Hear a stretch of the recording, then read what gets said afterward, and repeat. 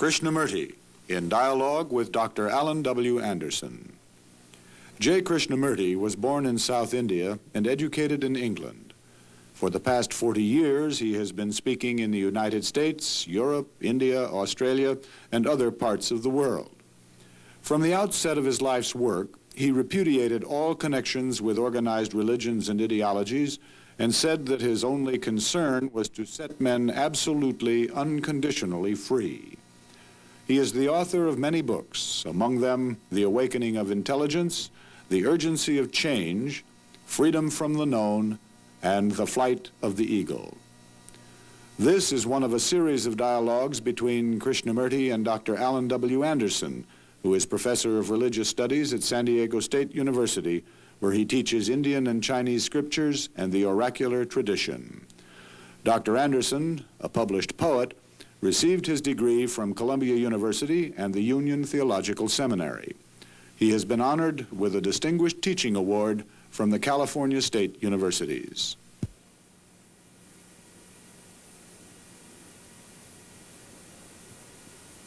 Mr. Krishnamurti, last time we were speaking, you made the remark that fear and pleasure are opposite sides of the same coin. And as I remember when we concluded our last conversation, we were still talking about fear. And I was thinking perhaps we could move from fear into the discussion of pleasure, but perhaps there's something more about fear that we need still to look into, to explore.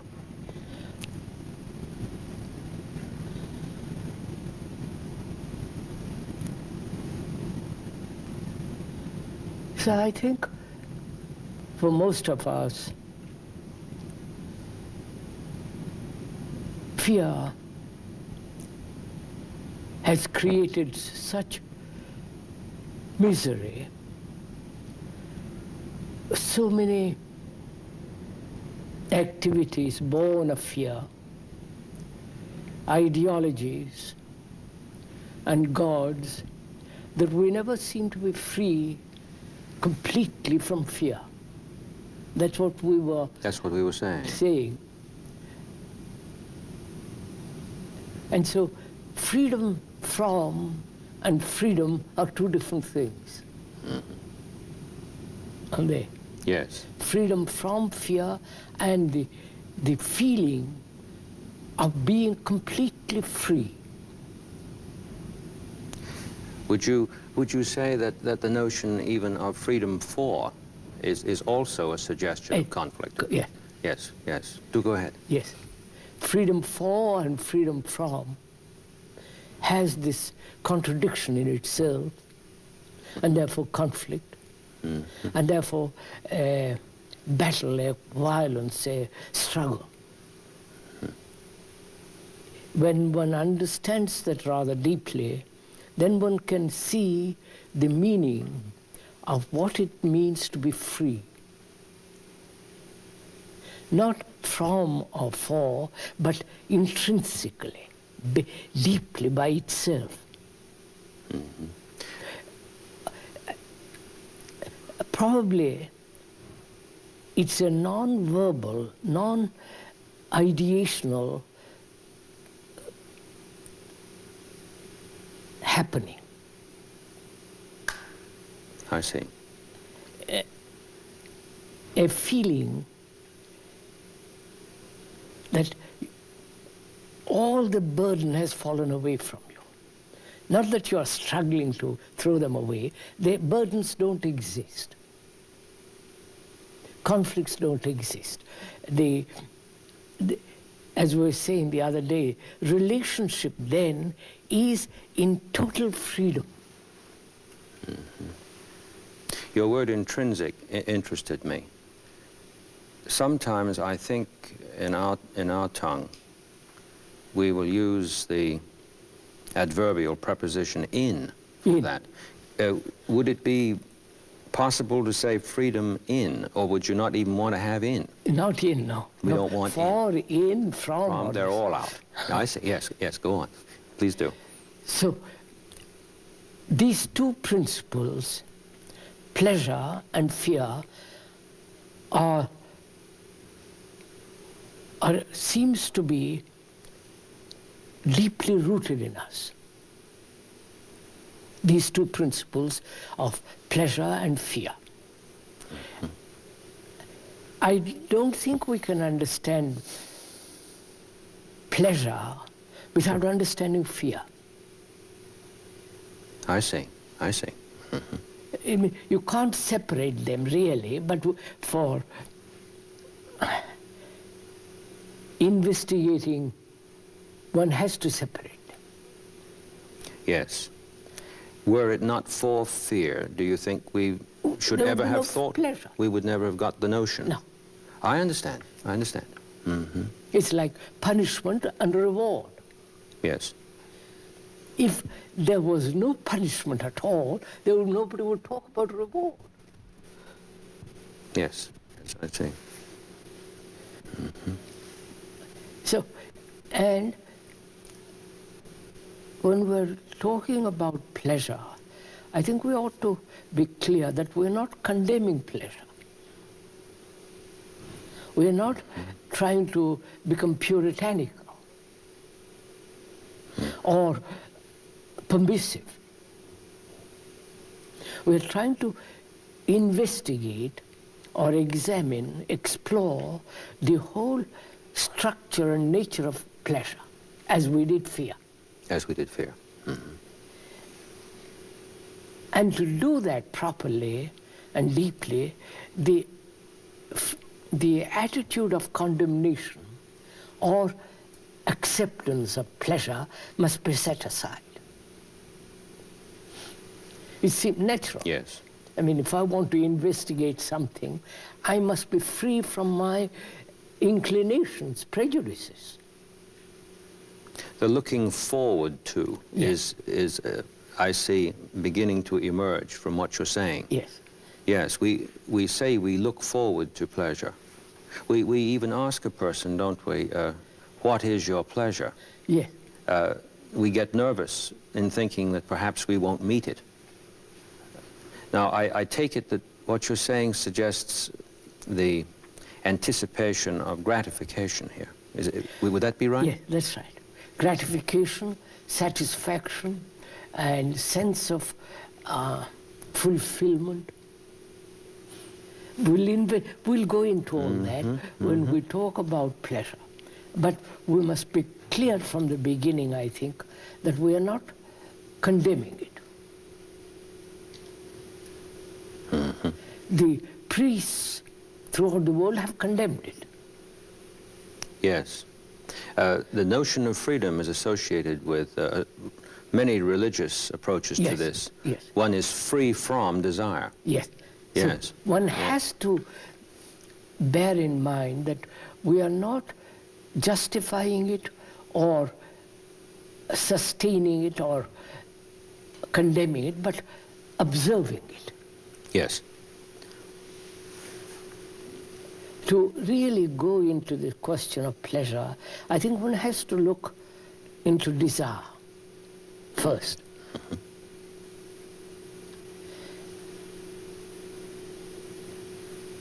The more commercial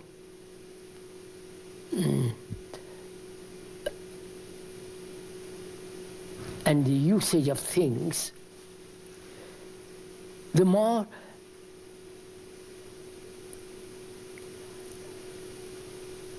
desire grows. You can see it, commercialism and consumerism. Through propaganda, desire is sustained, is pushed forward, is, what is the word I'm looking for? Is nourished. Yes. Expanded. Nurtured. Nurtured. Yes. Inflamed. That's the word. Inflamed. Inflamed. Mm-hmm. And you see this happening right through the world now. In India, for example, not that I know India much better than I do America, because I've not lived there very long, I go there every year. This desire and its instant fulfillment is beginning to take place. Before, in the Brahmanical Orthodox sense, there was certain restraint. There's certain a traditional discipline which says, don't be concerned with the world and things. They're not important. What is important is the discovery of truth, Brahman, reality, and so on. But now all that's gone. Now the desire is being inflamed. Buy more. Don't be satisfied with 2 trousers, but have a dozen trousers. This feeling of excitement in possession is stimulated through commercialism, consumerism, and propaganda. There's a lot of terror, isn't there, associated with commercialism on the part of those who are purveyors in this, because the pleasure fades off, and this requires a stronger stimulus next time. That's what the couturiers are doing. Every year there is a new fashion. Or every 6 months or every month, I don't know what it is. No, there is the simulation of desire. It is really quite frightening in a sense how people are using or stimulating desire to acquire money, possessions, the whole circle of a life that is utterly sophisticated, a life in which there is instant fulfillment of one's desire. And the feeling if you don't act, there is frustration. So all that's involved in it. Would you say then that the approach to this on the part of what you've described is on the basis of frustration? Frustration itself is regarded as the proper incentive. Yeah, yes, that's right. This That's right. I see. Yes. And since frustration itself is a nullity, Yes. we're trying to suggest that nullity is in itself interested Yes. in being filled, Yes. whereas Like, in fact it couldn't be by its nature. Like children, don't frustrate them. Yes. Let them do what they like. Yes. Yes, that reminds me of something years ago in graduate school. I was brought up as a child in England, and in a rather strict way compared with the permissiveness of today.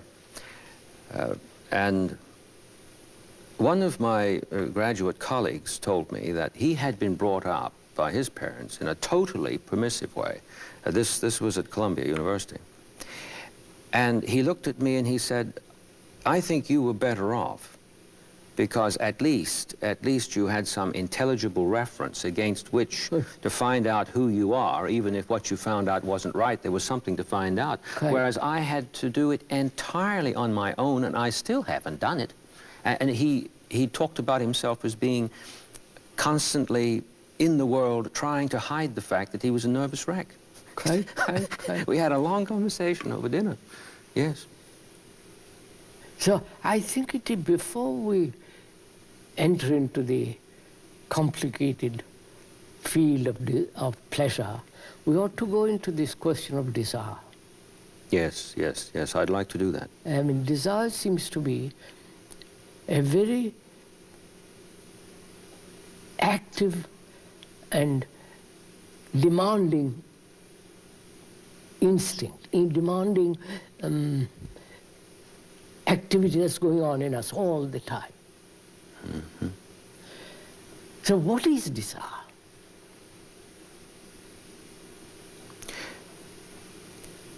I wonder if I could ask you to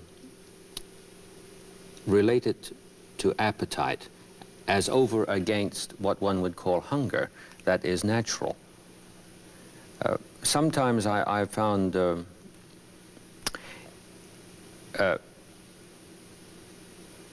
confusion that seems to be a confusion to me, and that's why I'm asking you.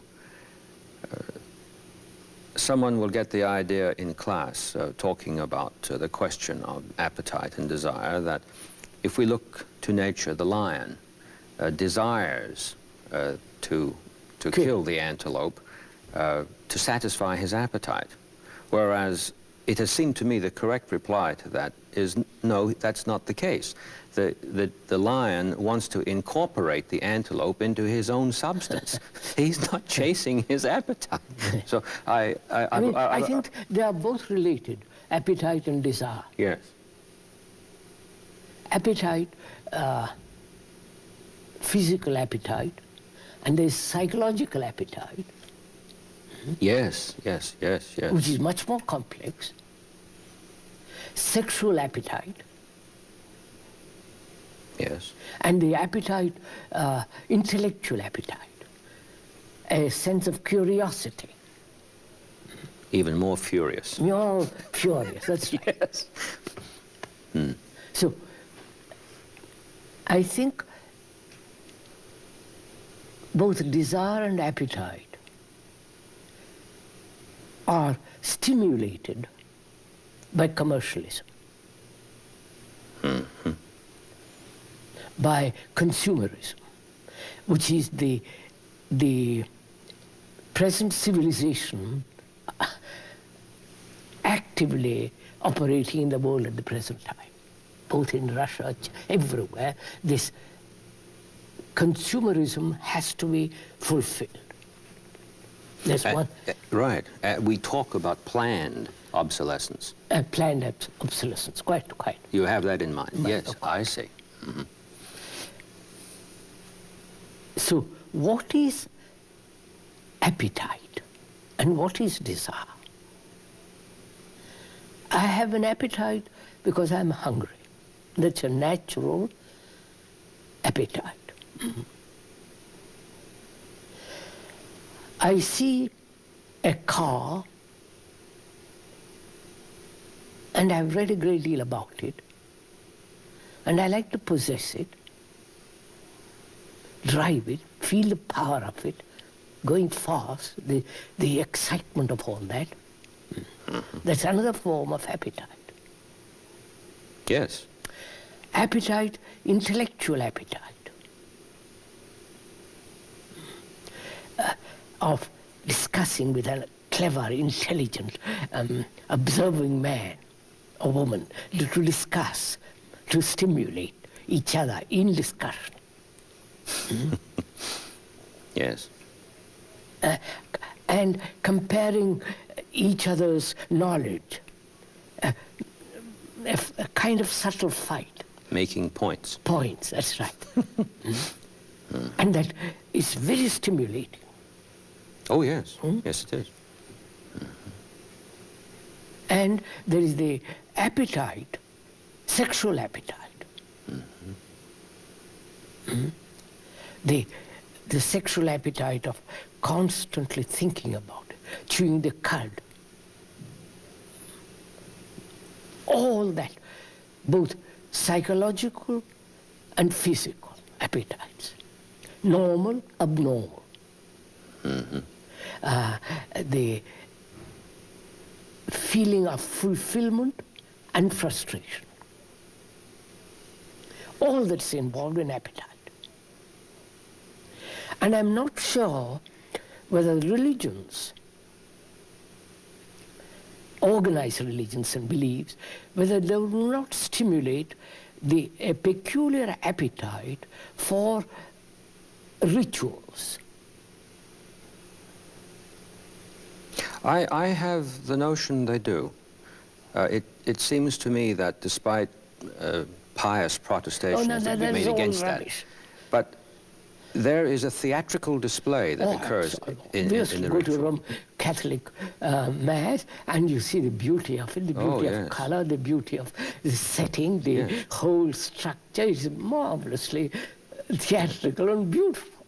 And for the moment, it appears that we have heaven on earth. Yeah, that's tremendously stimulating. But then we have to go out again. Of course. And it's all stimulated through tradition, through usage of words, chants, and a certain association of words, symbols, images, flowers, incense, all that's very, very stimulating. Yes. And if one is used to that, one misses it. Oh, yes, yes. I was thinking, as you were saying, about, as at least to my ear, extraordinarily beautiful a language as Sanskrit, and the chanting of the Gita, and the swaying back and forth, and then one sits down to study what the words say, and one says to himself, now look, what on earth is going on when we're doing this as over against what the word itself could disclose. Correct. But the seduction that is available, of course, it's self-seduction. One can't blame the language for being beautiful. It's the yes. And all this is encouraged. And the notion, I take it, that you're suggesting that we look at here is that there's a tremendously invested interest in keeping this up. Of course. Yes. Commercially it is. Yes. And if it is not sustained by the priests, the whole thing would collapse. So there's a battle to hold the human being in his appetites, which is really very frightening when you look at it. Frightening in the sense, rather disgusting in one way, exploiting people, and intrinsically destructive to the human mind. Yes, yes. I've had this problem in teaching, in my classes, in terms of my own discussion in class. Sometimes it has seemed that maybe the first stanza of a poem that I will have known by heart would be appropriate. And so I'll begin to recite it. And when I get to the end of it, the expectation has arisen, the ears are there, the bodies are leaning forward, and I have to stop, you see, and I have to say, well, now, you see, we can't go on because you're not listening to what I'm saying, you're listening to how it's being said. Yeah. And if I read it terribly, you would no more listen to what it is, but your disgust would dominate, just as the pleasure is dominating now. And students have got after me for not reciting more poetry. And I tell them, you see, that you would be upset with that. It is a perfect sign that you haven't started to do your work in class yet. And then we're up against the problem that they think I'm being ascetical and denying the goodies. Yes, good, right. That's part of what you... Yes, of course. Good, of course. good. I'm glad you cleared that for me, yes. And there is this desire, appetite, we know more, we have a little bit gone into it. What is desire? Because I see something and immediately I must have it. A gown, a coat, a tie, the feeling of possession. The urge to acquire, the urge to experience, the urge to offer an act that will give me tremendous satisfaction. The satisfaction might be the acquiring a tie, or a coat, or sleeping with a woman, or acquiring. Now, behind that, isn't there, sir, this desire? I might desire a house, and another might desire a car, another might desire to have intellectual knowledge, another might desire a God, or enlightenment. They're all the same. The objects vary, but the desire is the same. One I call the noble, the other I call it ignoble, worldly, stupid. But the desire behind it. So what is desire? How does it come about that this very strong desire is born, is cultured? You follow? What is desire? How does it take place in each one of us? If I've understood you, you've made a distinction between, on the one hand, appetite associated with natural hunger, that sort of desire, and now we're talking about desire, which sometimes gets the name artificial. I don't know whether you'd want to call it that, but sometimes... Desire. I might desire, but I want... The objects vary, sir, don't they? Yes, the objects vary. Objects of desire vary according to each individual, each tendency and idiosyncrasy or conditioning and so on. Desire for that and that and that. But I want to find out what is desire. How does it come about? I think it's fairly clear that. You see, sir, Do you mean a sense of absence? No. I'm asking, what is desire? How does it come? One would have to ask himself. Yes, I'm asking you, how does it come about that there is this strong desire for or against desire itself? I think it's clear. Perception, visual perception, then there is sensation, then there is contact, and desire too comes out of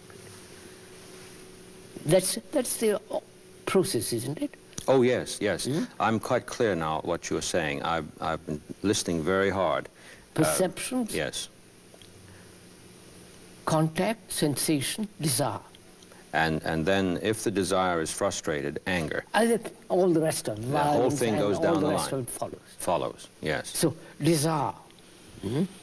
So the religious people, monks, throughout the world said, be without desire. Control desire. Suppress desire. Or if you cannot, transfer it to something that's worthwhile.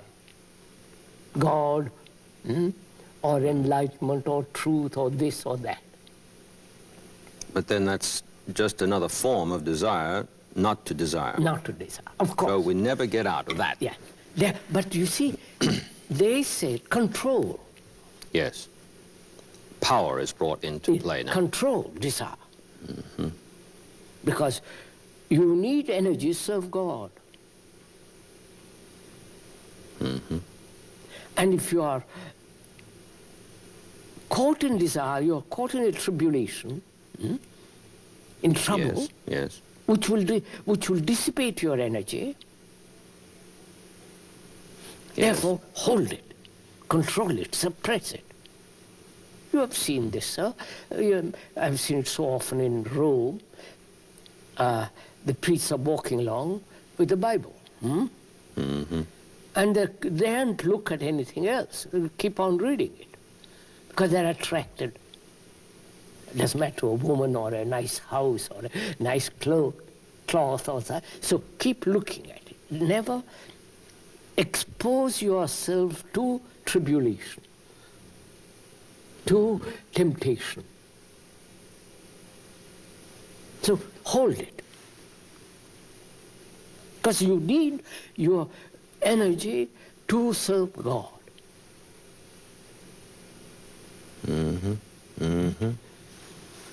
So desire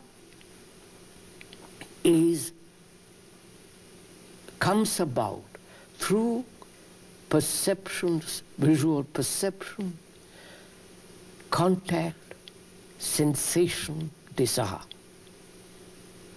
That's the process of it.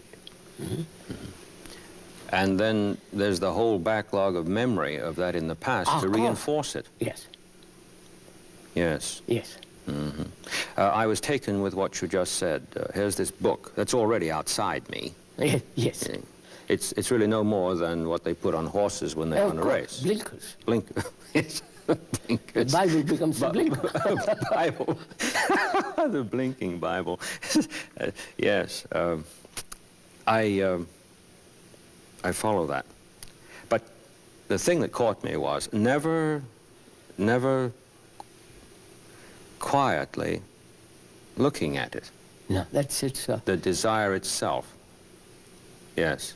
I walked once behind a group of monks in India, and they were very serious monks.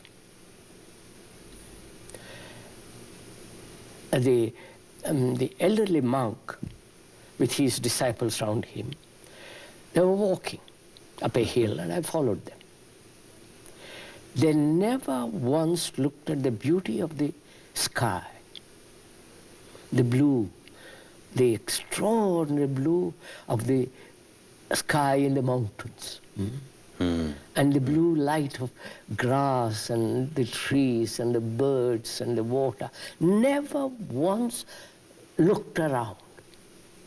They were concerned, and they had bent their head down, and they were repeating something, which I know, which I happen to know in Sanskrit, and going along,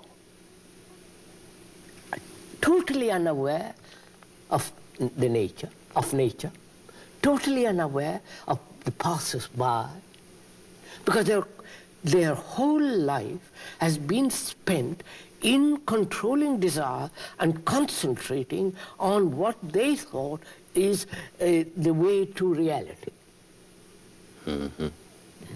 So desire there acted as a repressive, limiting process. Of course. Yes. Because they were frightened. If I look, there might be a woman. I might be tempted. And cut it. So, we see what desire is, and we see what appetite is. They're similar. Yes. Would you say appetite was a specific focus of desire? Yes, put it that way, yes. All right. But they're both go together. Oh, yes. They're not they're two different words for the same thing. Now, a problem arises. Need there be a control of desire at all?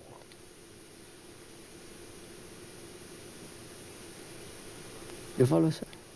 Yes, I'm asking myself, because in our conversations, I've learned that every time you ask a question, if I take that question and construe it in terms of a syllogistical relation to things that have been stated as premises before, I'm certainly not going to come to the answer that is not the right answer as over against the wrong answer. I'm not going to come to the one answer that is needful. So every time you've asked me this morning, I have asked myself inside. Yes, please go ahead.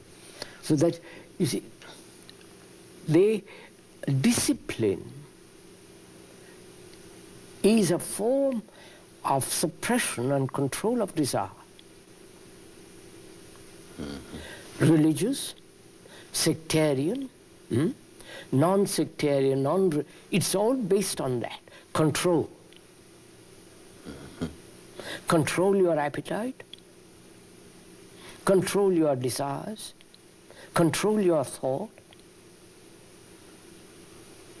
And this control gradually squeezes out the flow of free energy. I don't know if I can... Oh, yes, yes, yes. And yet, amazingly, the Upanishads in particular have been interpreted in terms of tapas as encouraging this control. I know, yes. I know. I mean, in India, it is something fantastic. The monks that who have come to see me, they're called sannyasis, they have come to see me. They are incredible.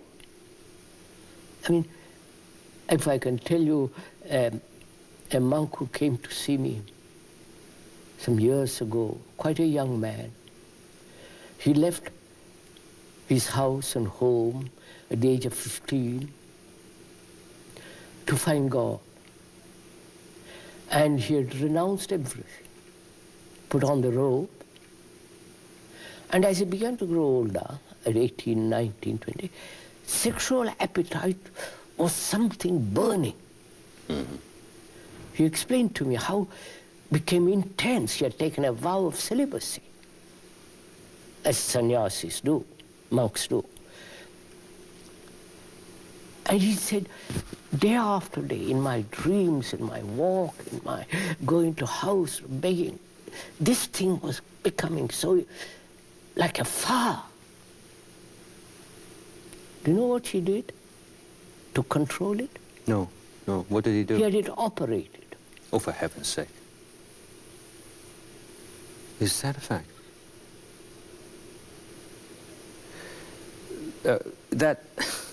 Sir, no, his urge for God was so, you follow, sir? Yes. The idea, not the reality. Not the reality, no. So he came to see me. He had heard several talks which I had given that place. He came to see me in tears. He said, now what have I done?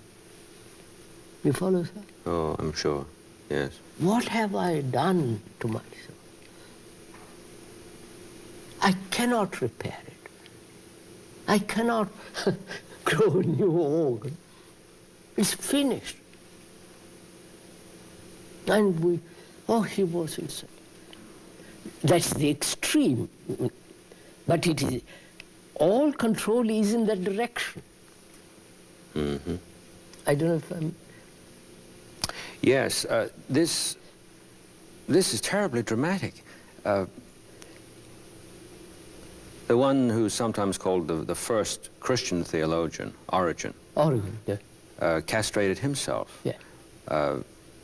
Out of, as I understand it, a misunderstanding of the words of Jesus. If your hand offends you, cut it off. I mean, that's authority incredible. to me is criminal in these directions. Doesn't matter who says it. And like the monk that you just described, Origen came later to repent of this in terms of seeing that it has nothing to do with anything. It's just a terrible thing. Well, was this monk, if I may ask, also saying to you in his tears that he was absolutely no better off in any way, shape, or form? No, on the contrary, he said, I've committed a sin. I've committed an evil act. Yes, yes, of course, yes. He realized what he had done. Yes. That through that way, I mean, there is nothing. Nothing. I've met so many, not such extreme forms of control and denial, but others. They have tortured themselves for an idea. You follow, sir? For a symbol, for a concept. And I've sat with them, discussed with them, and they begin to see what they have done to themselves. I met a man who was high up in the bureaucracy. And one morning he woke up and he said, I'm passing judgment in court over others. Punishment. And I seem to say to them, I know truth. You don't, you're punished. So one morning he woke up and he said, this is all wrong. I must find out what truth is. So he resigned, left, and went away for 25 years. 25 years. To find out what truth is. So these people are dreadfully serious, you understand? Oh, They're yes. not like cheap repeaters of some mantra and such rubbish. So somebody brought him to the talks I was giving. And he came to see me the next day. He said, "You're perfectly right. I have been meditating on truth for 25 years. And it has been self-hypnosis, as you pointed out. I've been caught in my own verbal, intellectual formula structure, and I haven't been able to get out of it." You understand, sir? 25 years.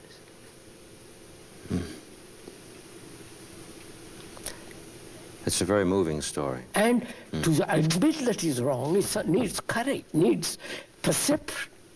Exactly. Not courage, perception. So,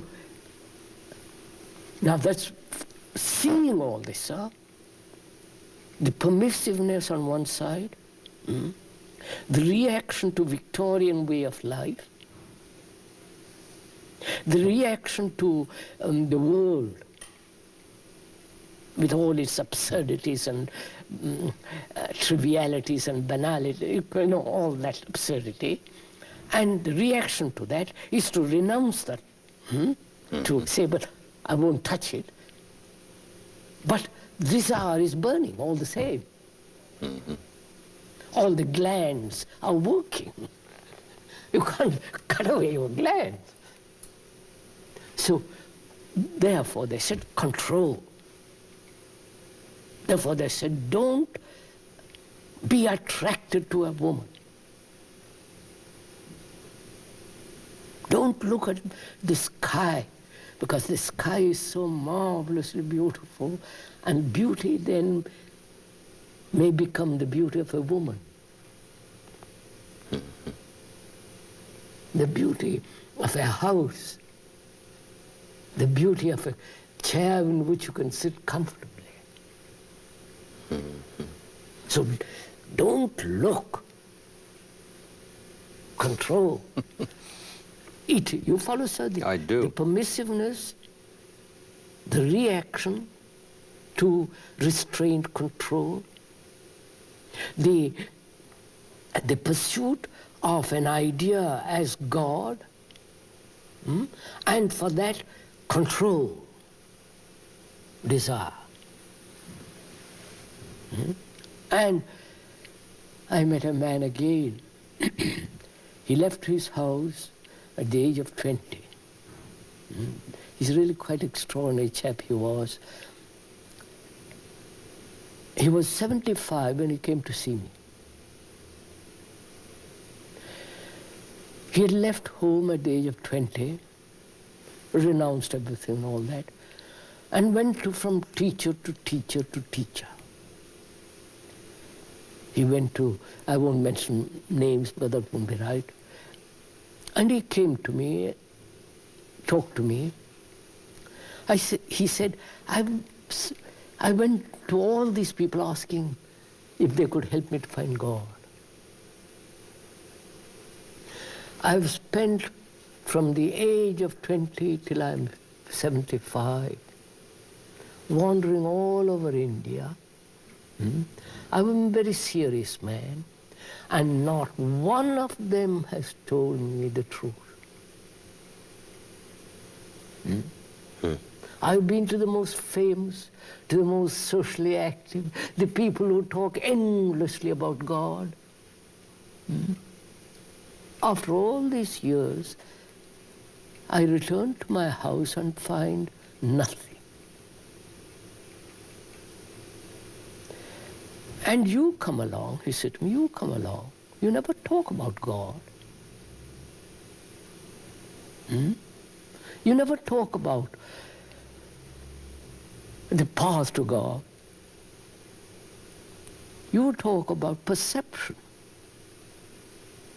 They see what is and going beyond it. The beyond is the real, not the what is. Now show me. You understand? Yes. He was 75. 55 years on the road. They don't do that in Europe on the road. He was literally on the road. Yes, I'm sure he was, because you said he was in India. Begging from village to village to village.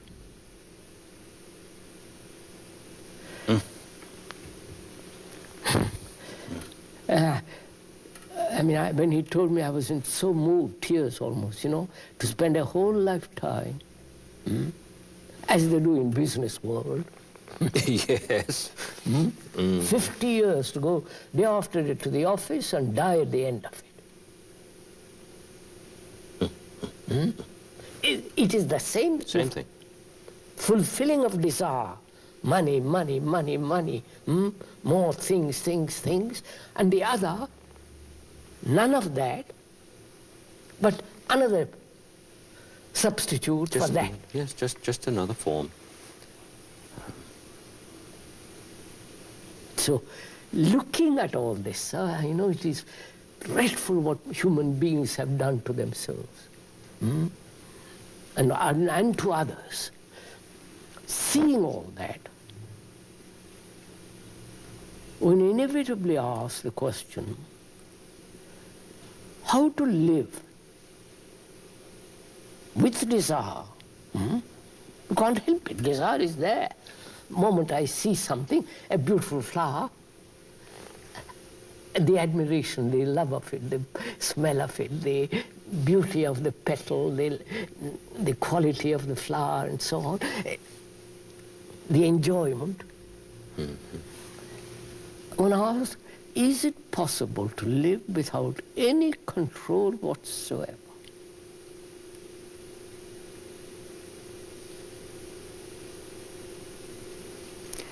The very question is terrifying in the context of these disorders that you're speaking about. I'm taking the part now of the perspective that one is in when, out of frustration, he comes to you, let us say, like the man did after 55 years on the road. The minute he walks in the door, he's come to get something he doesn't already have. Oh. And as soon as you make that statement,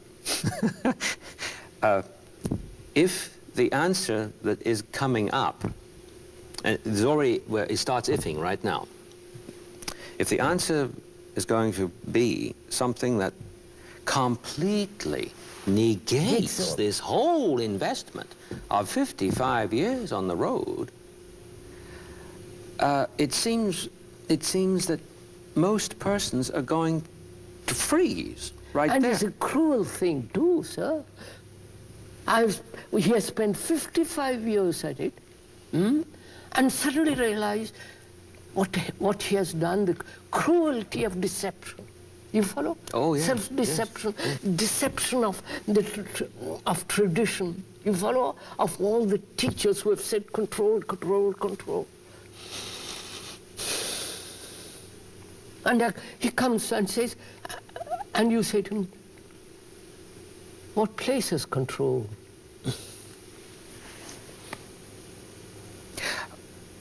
I think I'm beginning to get a very keen sense of why you say, go into it. Yes. Because there's a place there like dropping a stitch, we might say. Yes. If he doesn't get past that initial shock, then he is not going to go into it. No. Yes. So we talked, I spent hours, we discussed, we went into it, gradually so. He said, quite right.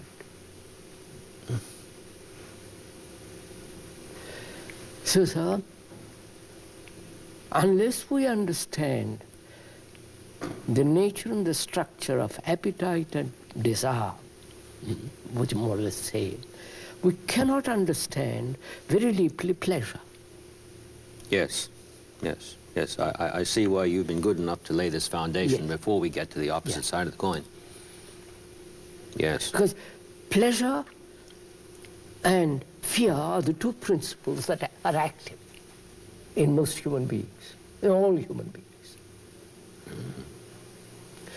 And they are, that is reward and punishment. Don't bring up a child through punishment, but reward him. This is the, the psychologists are advocating some of this. Yes, yes, yes. They're encouraged by the experiments on Pavlov's dogs. Dogs or pigeons or ducks. Right. Geese. Do this and don't do that. Mm-hmm. So, unless we understand fear, understand in this sense, investigate, see the truth of it, and go, if the mind is capable of going beyond it, to be totally free of fear, as we discussed the other day, and also to understand the nature of pleasure. Because pleasure is an extraordinary thing. And to see a beautiful thing, to enjoy it. What's wrong with it? Nothing. Nothing. Nothing. But see what is involved in it. right, the mind plays a trick there. I say to myself, I can't find anything wrong with it, therefore nothing's wrong with it. But I don't really believe that necessarily. No. And I was thinking a little while ago, when you were speaking about the attempts through power to negate desire, through power. Because search for power, that's right. It. Negating desire is search for power. Would you be saying that one searches for power in order to secure a pleasure that has not yet been realized? Yes. I understood you well. Yeah. I see. Oh, it's a terrible thing. But it is a reality. Oh, it's going on. It's going on. Oh, yes. But we're taught that from children. That just it, sir. So, pick up any magazine, the advertisements, the half-naked ladies, women, and so on, so on. So, pleasure is a very active principle in man, as fear. Oh, yes. And again, society, which is immoral, Yes. has said control.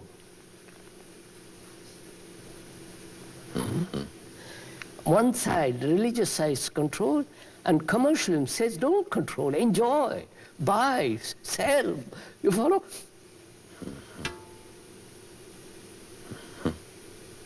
And the human mind says, it's all right. My own instinct is to have pleasure. I'll go after it. But Saturday and Sunday or Monday or whatever the day it is, I'll give it to God. You follow, sir? Yes. And Yes. this game goes on. Forever it has been going on. So what is pleasure? You follow, sir? Why should pleasure be controlled? Why should, I'm not saying it's right or wrong, please, let's be very clear from the beginning that we are not condemning pleasure. We are not saying it must be, you must give reins to let it run, or that it must be suppressed or justified. We are trying to understand why pleasure has become such extraordinary importance in life. Pleasure of enlightenment, you follow, sir? Pleasure of sex, pleasure of possession, pleasure of knowledge, pleasure of power. Heaven, which is regarded as the ultimate pleasure, Of course. is usually spoken of theologically as the future state. Yes. Which, this is, to me, very interesting in Yes. terms of what you've been saying. And even at the level of gospel songs, we hear, when the roll is called up yonder, I'll be there when it's called up yonder, correct. which means at the end of the line. And then there's the terror that I won't be good enough when that. Yes. So I'm tightening up my belt to pay my heavily insurance policy on Saturday and Sunday, the 2 days at the weekend that you mentioned. What if you got caught from Monday through Friday?